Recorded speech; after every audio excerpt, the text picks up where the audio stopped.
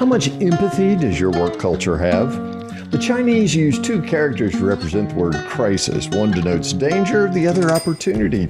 My guest on this episode of the Work Positive podcast says most work cultures have an empathy crisis. This empathy crisis is dangerous because we miss connecting with our work and each other. And yet the empathy crisis is also an opportunity. Let's focus on the opportunity today and discover how you can bring more empathy into your work culture so you work positive today. Welcome to the Work Positive Podcast with your host, executive coach, and culture architect, Dr. Joey Fawcett. Discover strategies and tactics that work positive as Dr. Joey talks with industry leaders who create a positive work culture that attracts top talent and reduces team turnover. Discover how you can create a work positive culture that increases productivity and profits. Here's your host, Dr. Joey. Hey, Work Positive Nation. So if you were to rate empathy in your work culture right now, today, not what you wish it was, not what it used to be, but right now, right here, today, on a scale of 1 to 10, with 10 being, I can't remember the last time someone was empathetic around here, to a 10 being, we've got this one nailed, we are empathetic with each other, where would you rate yourself? Now, don't say 7 because that's what everybody says when you ask them to rate something from 1 to 10, right? And don't say 5 because that's the second most often response. But honestly, what would be your rating from 1 to 10 on empathy in your work culture and why? Today's guest says there's an empathy crisis. And in fact, he brings a University of Michigan study on board as his provocateur of his own research into understanding this empathy crisis. We all know, because Goldman made it so popular, that emotional intelligence, empathy sits on the top of the pile. And yet, how many of us really cultivate a work culture that is positively empathetic? Today's guest is going to help you with that. I am so excited to introduce you to award-winning author of Tell Me More About That, Rob Volpe. Rob, thanks so much for being on the Work Positive podcast, man. I'm excited to have you here. Thank you, Dr. Joey. I'm so excited to be here and speak with everybody today. Really appreciate the opportunity. So how would we rate your work culture, right? I mean, you're the empathy activist. What are you creating in your company? Yeah, let's talk about that. So my company, Ignite 360, which I founded 12 years ago, we're a marketing research firm. So our job is to understand how our clients, consumers, or customers think and feel about different topics, products, their behaviors, and help them make action. So you'd think I would say, oh yeah, Dr. Joey, we are a 10. We get it. And while we are, at the front of the pack, probably on empathy, I like to be honest and have a little bit of humility and vulnerability and go, you know what? Please. We're probably like a 6.5 to a 7.5 or an 8, depending on the day and the situation. And I say that for myself as well, even though I am an empathy activist, because we're human.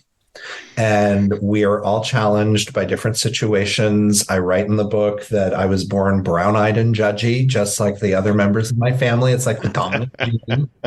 And so I have to work at it. My judgment comes up at different times, and you're always just put in different situations where you're challenged.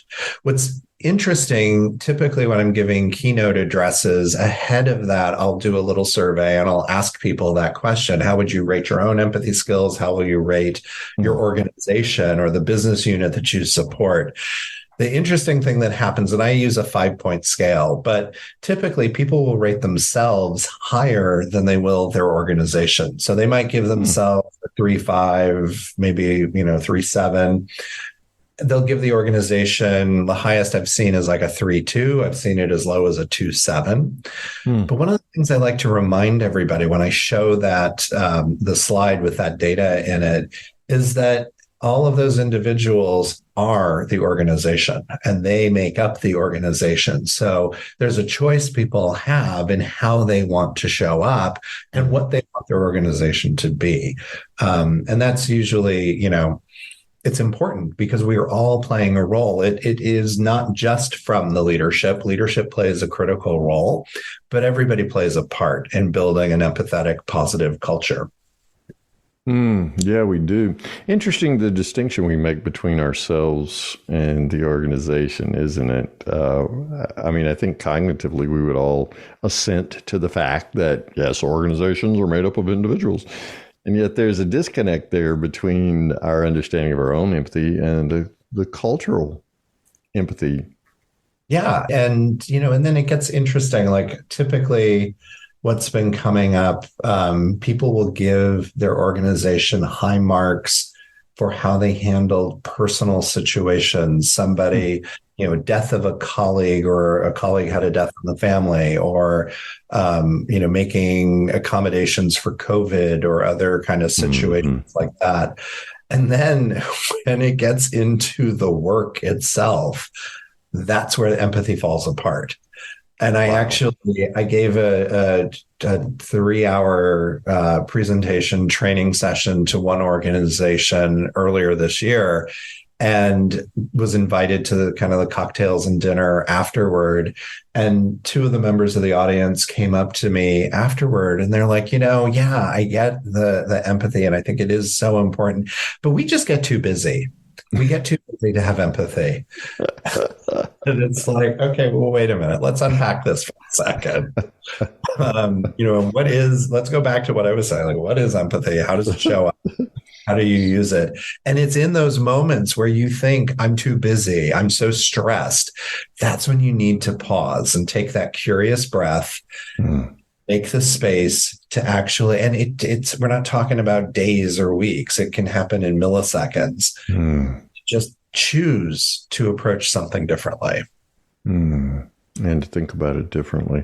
Well, busyness and stress must contribute to the empathy crisis then, because we don't think we have time or the emotional bandwidth to be empathetic with each other. What are some other contributing factors, Rob, to this empathy crisis? This is really like the unintended consequences of good intentions and the death by 1,000 cuts sort of thing. And it's been happening for a long time. So you referenced the University of Michigan study. And so just context for everyone, the University of Michigan in 2010, they had done a meta-analysis of student life surveys from 76 different universities. Starting in 1979 all the way through 2009. And what they found was that from 1979 to 2001, there was a 40% decline in people's ability to easily see the point of view of other people. Did you say 41% decline? 40% decline. 40% decline. Holy. So less likely to be able to easily see the point of view of other people. And then from 2001 to 2009, when they wrapped the study up, there was no change. It didn't go down further, thank goodness, but it didn't get bottomed out, huh? Right. So at Ignite 360, we got curious, like, okay, well, what does that actually look like in the adult population? And how many people are having challenges looking and finding, connecting, seeing the point of view of somebody else? And we did a survey of about 1,000 US adults, 18 plus. We found 31% were unable to agree with the statement, I can easily see the point of view of somebody else. So 1/3 of the adults you're going to run into today at work, at home, on the road, wherever you are, 1/3 of them are going to have trouble connecting and just seeing you as who you are and where you're coming from. That's really concerning. One other piece of data, some data from last fall, surveyed 1,500 US adults. We gave them a list of 24 different issues facing society, from personal pocketbook issues to more societal things like crime, drug addiction, homelessness, access to reproductive health, access to healthcare, income inequality, discrimination, all the different things. And one of the things we asked people was their level of concern about our inability to overcome differences of opinion. That actually was fourth on the list of highest level of concern. The only things they were more worried about were the personal pocketbook, the food prices, the gasoline prices, and the home energy prices. So what that was telling me was that our inability to overcome those differences of opinions, our inability to solve the problems was eclipsing all of those big issues that we've got. So this is real legitimate. There's really a problem that we've got. And so what we do with the 5 steps is to help people understand what you can do in the moment to try to get some empathy. Wow. And I've got to tell you, Rob, I'm staying here thinking that U of M study ended in 2009. I'd be fascinated to learn what's happened on college campuses and university campuses between 2009 and 23. I can't imagine it got any better. Yeah. And Dr. Joey, I apologize because you would ask me like what was causing this. And I told you death by 1,000 cuts. Yeah. Typically, the things that were leading into that, you have to think about the globalization. We're bumping into people that are very different from us. It's not those old bubbles that we used to have, which were confined to our neighborhoods. We're now interacting with people from around the world, and that challenges you. It challenges your thought processes and the way that you interact with people. We've also got relationships to technology. There's so many screens that are available now. You go into a restaurant and you see that table of 4 and they're all looking at their phones and they're not interacting with each other. The kids are raised. Kids need to have opportunities. We're born with the ability to have empathy, but it's like a muscle. So imagine if you took your baby and you did not give it the opportunities to crawl and stand and walk and scoot and run. You have to give them the opportunity for the muscle to build up. And the empathy is the same way. It's like that muscle. Of course, there's social media, and social media is all about validation, and it's all about me and make me feel better. Look at me instead of the we sort of mindset. So that has also diminished it. You look at politics and the polarization that's happening in government. It's all now winner takes all and zero sum. And reality TV and the news all reinforces those messages. So we've got all these different things coming at us. We have algorithms that are keeping our bubbles very ideologically aligned. Yes. And you need to run into people that have different thoughts in order to really expand and practice empathy. So all of those things are going on along with, I'm too stressed. It's too busy. So therefore, why should I bother? Oh, yeah, for sure. And that echo chamber effect is what I like to call it, is just through algorithms, just daily reinforced in our feeds and the other things we're looking at, as if it weren't hard enough to go out of our way anyway to expose ourselves to the richness that comes with so much diversity in the world today. Well, let's go through these 5 steps. And while we won't be able to exhaust it today, Work Positive Nation, what we want to do is look at these 5 steps. And what I want to encourage you to do, Work Positive Nation, as Rob talks about each of these steps, is to make your own connections in your current work culture. 2, how do we attract top talent around here? And what can we do from these 5 steps to attract top talent better? How do we, and I think this may be the greatest impact on empathy, how do we reduce team turnover, the attrition factor? Once we attract top talent, the back door is larger than the front door. So empathy can make that back door a mouse hole, really, if you're putting these 5 steps into practice. So, and of course, Rob along the way is going to name some challenges that we typically talk about. So Rob, take us through these 5 steps briefly, because we're going to get the book and read it ourselves, right? But take us through these 5 steps briefly and help us understand each one a bit, please.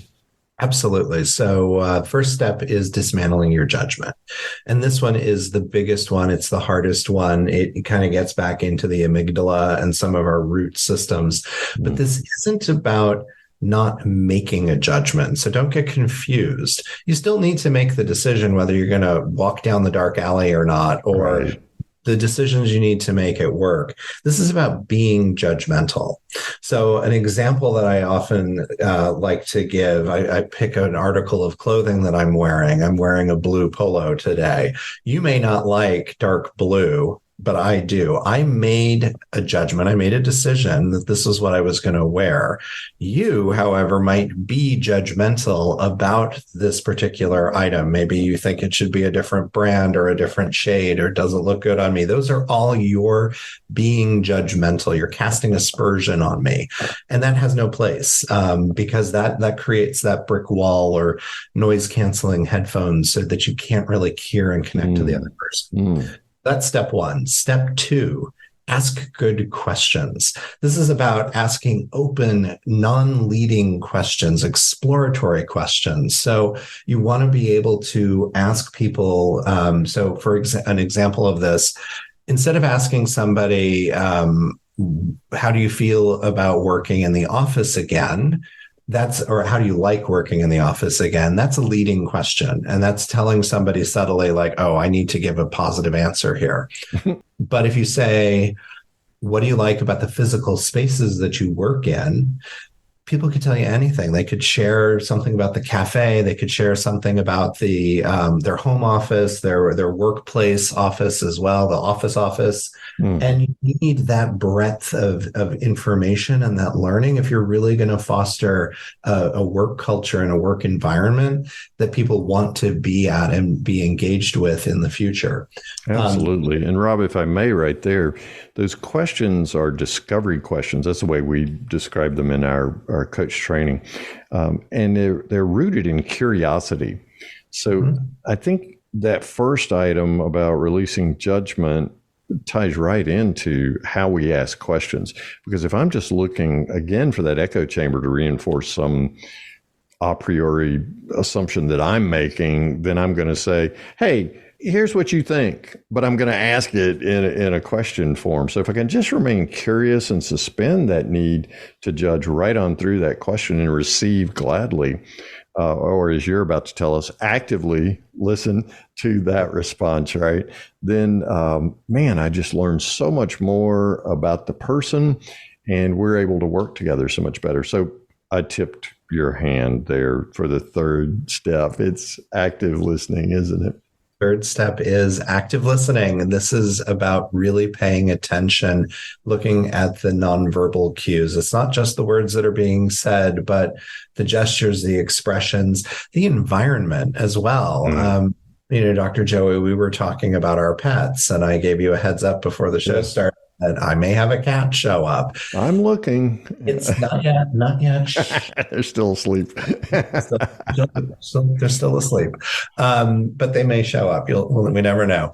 But it's important to understand that, because if you see you're on a Zoom or a Teams call with a colleague and they've got, a kid doing a cartwheel behind them, there's a good chance that they're distracted, that they're not fully engaged, but you can ask them a question about it and just say, hey, do you need to take a minute to address that? Or is everything good? And bring that human element into it, because by doing that, people are going to feel safe and seen and heard. And that's going to build a stronger connection, which is also going to help with your retention. And even if you're doing that when you're interviewing people in that talent attraction, the more you engage with somebody on a human level, the more open your organization is going to seem, more empathetic, and that's going to be attractive to people. So actively listen, pay attention, trust your gut, listen to what the person's saying, follow the speaker's lead. Fourth step, integrate into understanding. One of the biggest misconceptions people have about empathy is that to see the point of view of somebody else, I have to give up my own. And that's absolutely not the case. And that's what this fourth step is about. This is about opening your mind up. Again, curiosity comes back into this. It's a theme all the way through. But making room in your head that there are other ways to view the world, and instead to be curious about it and open and seek to understand, because then you can start to compromise, collaborate, work together towards a positive outcome. Fifth and final step is use solution imagination. Some of my favorite, well, all the stories in my book are favorites. But some of the more powerful stories, I think, are in that section in the book where using solution imagination is when you're taking all of this information in and you're using it to inform the next question so that you can get deeper and further into empathy. So again, as you're doing more discovery, you're taking these things in and you're starting to imagine, what might that be like for them? What's the next question that I can ask so that I can learn more? I love that solution, that pairing of solution and imagination. What is something that you discovered in your research, Rob, that keeps us from, well, I like to use William Blake's phrase, willingly suspending our disbelief, right? That we can be empathetic towards another person in this way. How do we willingly suspend our disbelief and trust our imagination to move towards a solution? Yeah, I think one of the key themes to all of this is self-awareness and turning that on and being aware of the thoughts that we're having, how we're showing up, what might be getting in our way so that you can dismantle the judgment. You want to be cognizant of the questions that you're asking. I often talk about taking a curious breath. So when you look at stimulus and response, I learned from a Blue Angel pilot once, he talked about that gap between stimulus and response. And it's in that little gap that you want to get in and take a curious breath. You know, when you take a breath, it expands your lungs, you're making space, and you can then get in there and choose to turn things and make a different choice, go down a different path. But you've got to have self-awareness. You've got to have the courage to do it. I think a lot of the time we're just in a functional, get it done sort of mode. And so the challenge for people is to elevate yourself up out of that and kind of function from a higher place. But that takes time. And it takes takes grace. You know, I talk about the 4 kind of actions you need are the self-awareness, the small doses of courage to make a difference, practice the 5 steps, know that we're not perfect. Like I said, I'm a 3-5 or a 7-5 on the scale we were talking about earlier, and have grace. We're human. It's about progress, not perfection. What's important is that we're trying. And working those steps towards moving forward. Well, what happens so oftentimes is when and I'm thinking about this in a larger scale of a positive work culture, when I become aware and foster that there are other ways of thinking about this and that I can take a step forward to this other person, and I'm aware that I can do that, that tends to bring a response of awareness on their part as well. Hey, I see what Rob just did. He asked me that question. He's genuinely curious. He's seeking to learn more about me. And vive la différence, right? I mean, we're celebrating that together. So that engenders a similar response.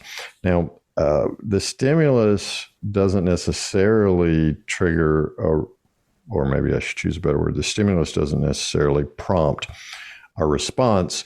Sometimes, Rob, it prompts a reaction. And that's when I lack that curious breath, right? I'm just simply giving what I've received or what I've always given because the ticky-tack boxes in my head have categorized this person in a certain way. Yeah, absolutely. And it's really hard. And again, it's about that self-awareness. Recognize you're not going to get it right all the time, but it's important to try. And so when you are feeling, you know, somebody's coming at you and you're kind of leaning back on your heels a bit, pause, take that breath and think about it. And, you know, and a lot of times it's something that comes in over an email or it's something you see on social media. There is nothing requiring you to reply right in that moment. I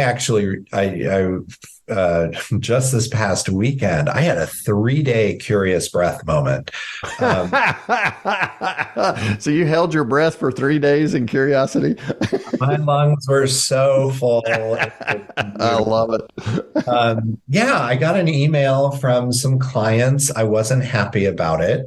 And so what happens? You get an email and you feel like you're having a conversation, but you're really just communicating, and you want to just like hit back right away and reply. Oh yeah.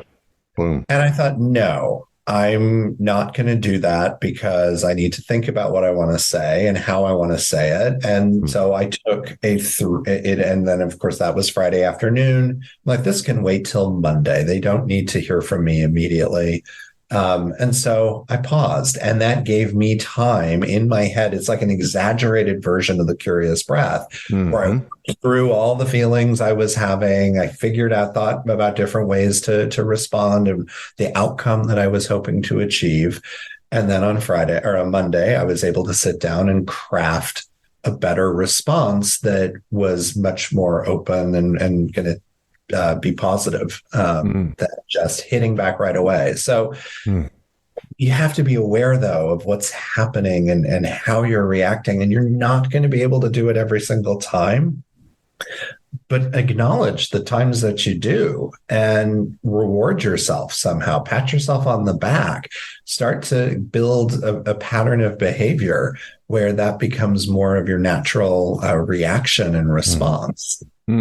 I love it, Rob, because Rob Volpe is my guest on this episode of the Work Positive podcast, and we're talking about how empathy informs your positive work culture. Rob, I certainly want to be gracious with the other person as we're doing all these things we're talking about, being non-judgmental or seeking to that.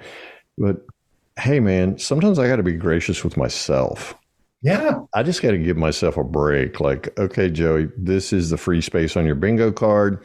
You can tell your stomach's churning. You can feel your blood pressure going up. You know, you're about to send back a scorched earth policy answer.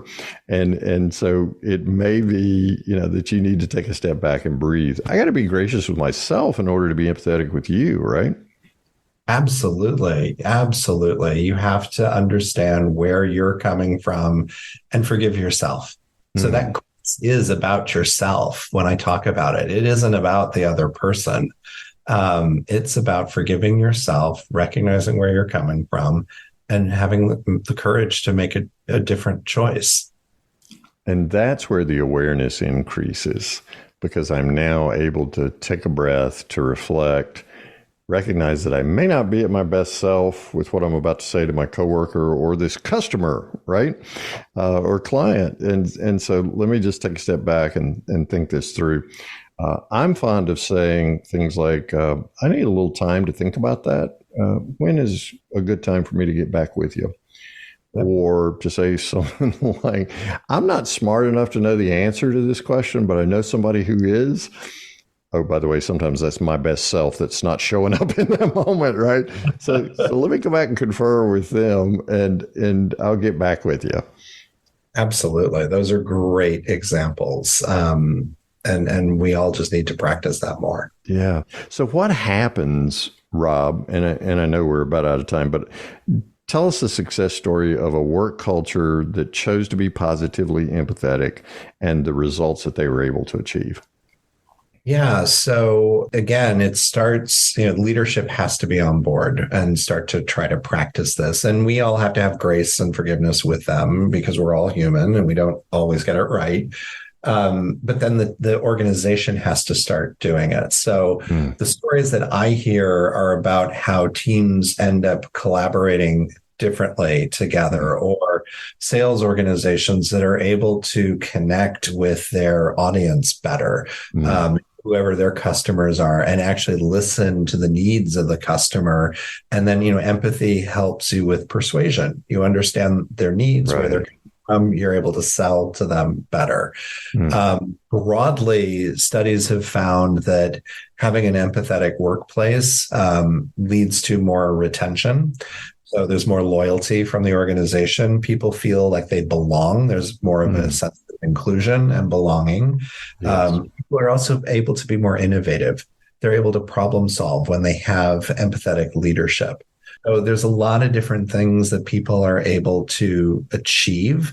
Other point of data, I think 86% of people with empathetic leadership feel they're able to balance work and life and all the struggles that kind of come up when they have a manager that hears them. And that's compared to like 40% when they don't. So there's noticeable market differences when you've got empathy infused into the culture of the organization. It doesn't mean that the company can't still make decisions and do the things they need to do. You're still running a business, but it's about how you show up and how you treat people and how you want to be treated yourself. Yeah. And those, what may sound like squishy, soft skills to some people really do drive, as my friend Larry Levine likes to say, hard dollars. It goes right to the bottom line because the innovation you're talking about, the ability to understand your customers and clients better and therefore have more meaningful conversations leads to a higher close rate. I mean, all these things go right to the bottom line. Rob Volpe is my guest on this episode of the Work Positive Podcast. Rob, somebody's been listening and say, "Ooh, I want some more Rob." How do they do that? I would love to give them some more, Rob. So if they want to find me on the socials, look for Empathy Activist or find me by my first name or my name on LinkedIn. Put a lot of content out there. They can also go to my website, robvolpe.expert, robvolpe.expert. Find the book. Tell me more about that. Solving the Empathy Crisis, one conversation at a time. I know the links are in the show notes. They are. Yeah, and I would love to connect and hear from people. Right. So if you're walking your cat, I guess I should say to you, Rob, right? Or you're on the Peloton or something right now, working out as you're listening, driving down the road, whatever. All of that information is in the show notes. So Rob Volpe, Work Positive Nation always wants to know one specific thing from my guest, and that is, hey, Rob Volpe, what's one thing Work Positive Nation can do today to create a more positive work culture rooted in empathy? That is a great question. And the answer is to stop using the word why. Don't ask why. You need to understand why, but don't use that word why. Reframe the question, who, what, where, when, and how, because the word why puts people on the defensive. I love it. Absolutely love it. robvolpe.expert is the website you want to go to. Rob, thanks so much, man. I have learned a great deal. Oh, wonderful. We've got a cameo by a kitty. A kitty cameo. I love it. If you're not watching this on YouTube or our website, watching the video, you need to check that out. Hold the kitty up again and tell us the kitty's name. This is Domino, one of my three. They're all siblings. Barnabas and Solitaire are the other two. But yeah, she's the one that loves to snuggle during podcasts. Domino, thanks for making an appearance today. Just get your agent to send us an invoice for showing up there, Domino. Rob, thank you so much.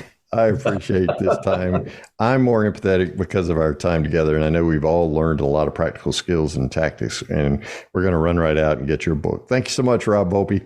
Dr. Joey, thank you. This has been great. Really appreciate it. Thank you for listening to this episode of the Work Positive Podcast. Please share this podcast with your friends who are HR and small business leaders so they can do one thing today to create a positive work culture that increases productivity and profits. I'd like to give you a free Work Positive course just for listening.